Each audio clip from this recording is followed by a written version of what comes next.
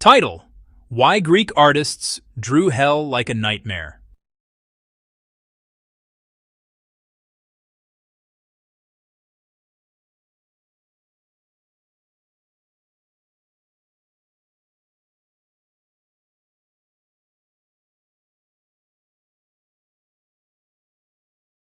When you think of hell, what comes to mind? Fire? Pitchforks? A landscape of endless, agonizing pain? For centuries, that's been the standard picture. But the ancient Greeks, who gave us so many of our foundational myths, had a vision that was, somehow, even more terrifying.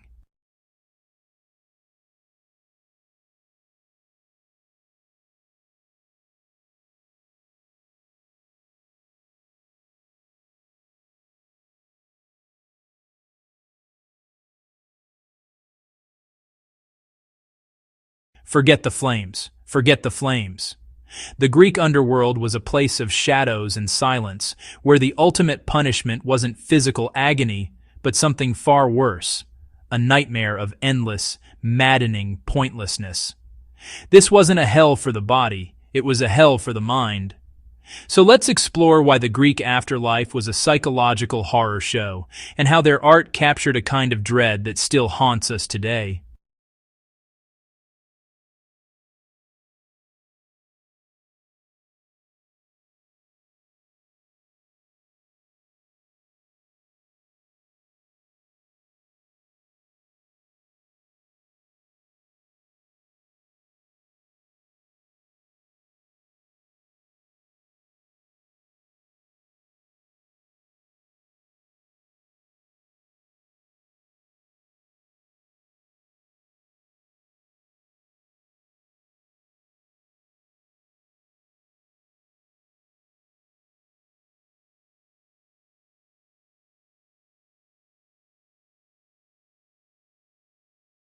Section 1. The Journey Begins, the Descent. For the ancient Greeks, death wasn't a sudden plunge into torment. It was the start of a bleak, miserable journey. When a person died, their psyche, their soul, or life essence, was thought to float free from the body. This spirit, now a witless, weightless shade, would begin its long descent into the realm of Hades, named for its grim and orderly king. And you didn't go alone. The god Hermes, in his role as Psychopompos, or guide of souls, would lead the dead to the banks of an oily black river. This was the river Styx, a name tied to a Greek word for hateful, or shuddering. It was just one of several rivers that carved through the underworld, each one a liquid symbol of despair. You had Acheron, the river of pain; Lethe, the river of forgetfulness; and Phlegethon, a river of fire that wasn't for punishment, but was just another terrifying feature of the landscape.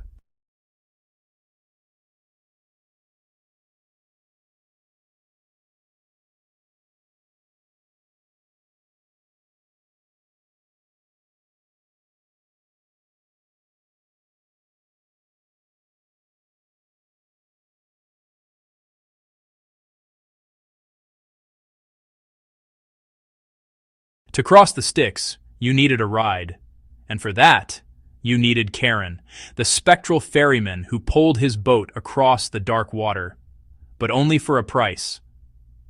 This is why families would place a coin in the mouth of their dead, not as a bribe, but as the fare for this one final, dreadful commute.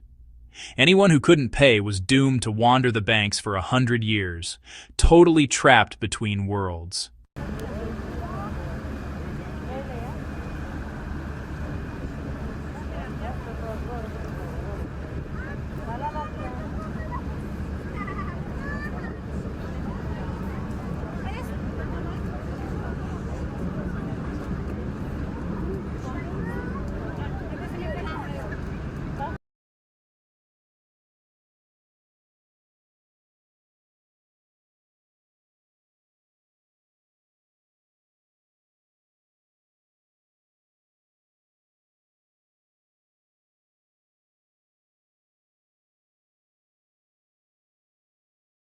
Once across, the soul faced the gates of the underworld.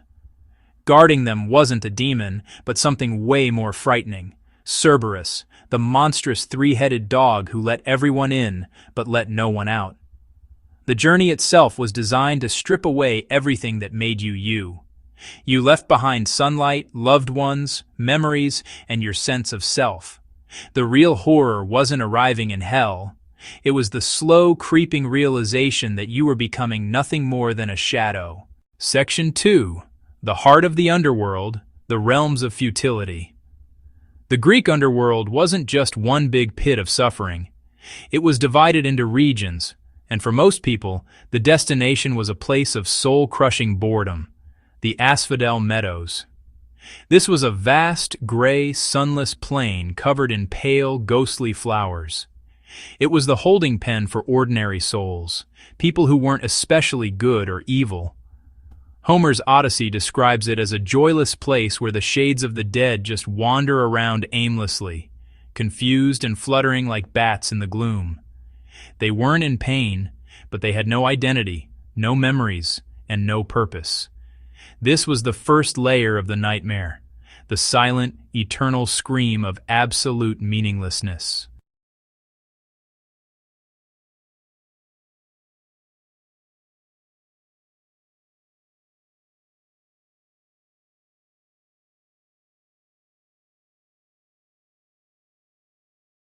But for those who committed truly terrible acts, especially acts of hubris against the gods, a special place was reserved.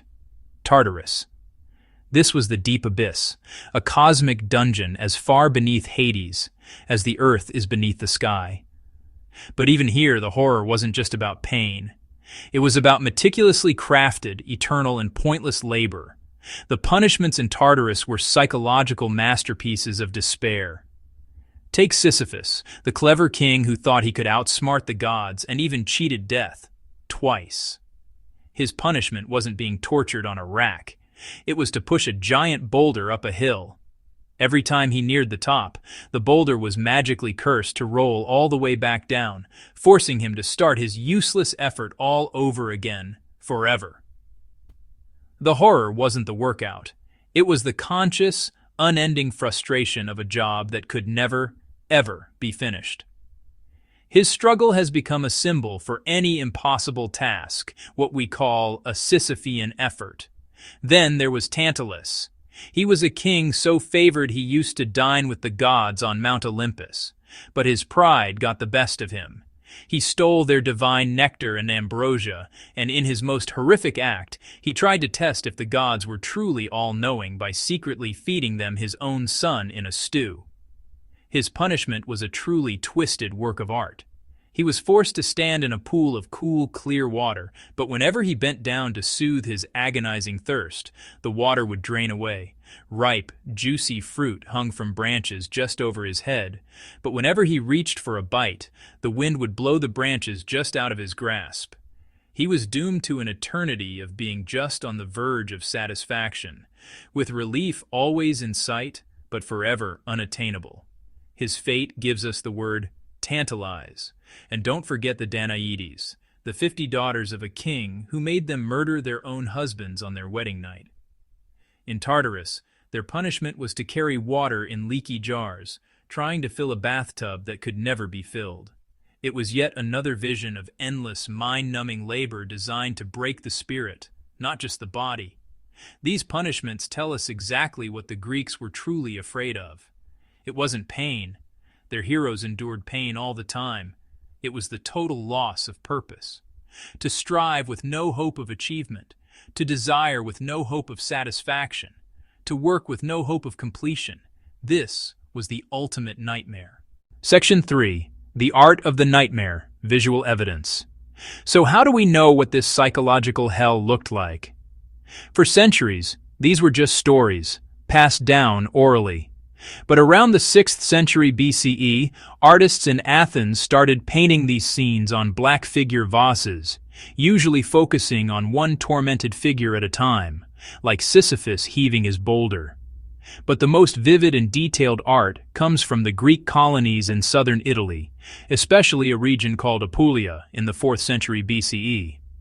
On huge monumental funeral vases called craters, painters created these incredible panoramic scenes of the entire underworld. A perfect example is the Altamura crater, which shows a complex, multi-layered vision of Hades's realm. What's so striking about these Apulian vases is what they don't show. There are no fields of fire swallowing up anonymous sinners. There are no gleeful little devils torturing the damned. Instead, the focus is always on specific mythological punishments. You see Sisyphus, muscles straining, his face a mask of focus and despair. You see Tantalus reaching, his whole body language screaming eternal longing. The artists weren't interested in gore. They wanted to capture the emotional and psychological state of the damned. These scenes are crowded, showing the judges of the dead, the newly arrived souls, and heroes like Orpheus, who famously traveled to the underworld and back. The vibe they create isn't chaotic horror. It's one of somber order and inescapable dread. The horror is in the details, the look of resignation on a soul's face, the monstrous shape of Cerberus, the claustrophobic feeling of a kingdom with no exit.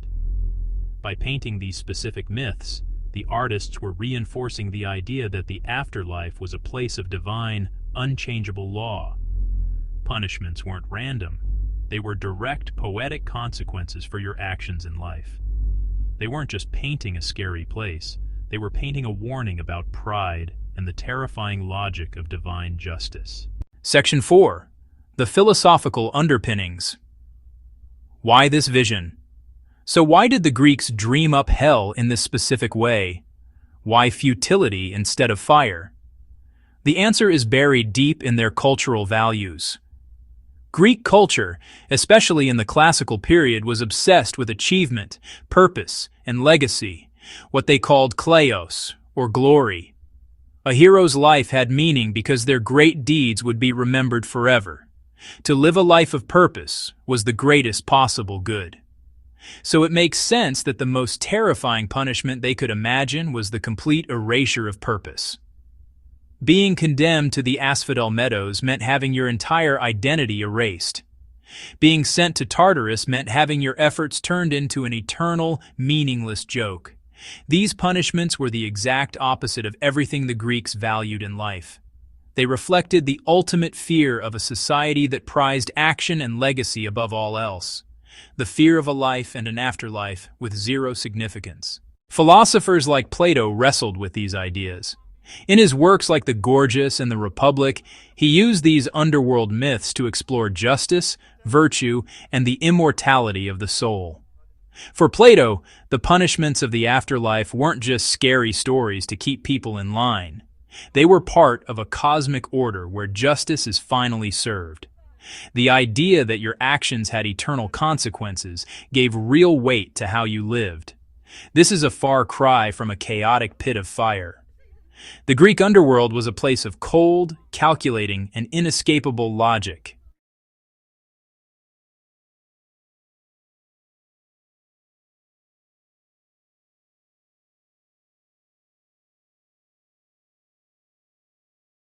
The Greek vision of the underworld is a dark mirror, reflecting the deepest fears and highest values of the civilization that imagined it. They built a hell not of fire, but of the mind, a place where the greatest horror was the eternal conscious awareness of your own pointlessness. Later traditions, from Dante's Inferno to the paintings of Hieronymus Bosch, would borrow the Greek cast of characters, Charon, Sisyphus, and the rest, but drop them into a new setting of fire and demons. But the original idea, the terrifying concept that the worst hell is the one inside your own head, started with the Greeks. It's a dread that still echoes in our art, our literature, and our own nightmares. The Greeks understood that a broken body is a temporary problem, but a broken mind is an eternal one. If you found this trip into the mythological underworld interesting, be sure to like this video and subscribe for more deep dives into ancient history. And let us know in the comments, what do you think is a more terrifying vision of the afterlife? Endless pain or endless pointlessness, polished with Hollywood-level VFX realism?